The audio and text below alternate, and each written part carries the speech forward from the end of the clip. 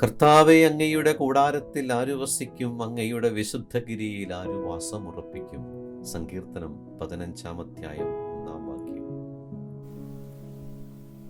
ഓ എൻ്റെ ഈശോയെ, നിന്റെ കൂടാരത്തിൽ വസിക്കാൻ, വാസമുറപ്പിക്കാൻ എന്നെയും യോഗ്യനാക്കണമേ. പാപിയാണ്, ബലഹീനനാണ്, നിരന്തരം വീണുപോകുന്നൊരു വ്യക്തിയാണ്. ഒത്തിരി കുറവുകളും ബലഹീനതകളും എന്നിലുണ്ട്.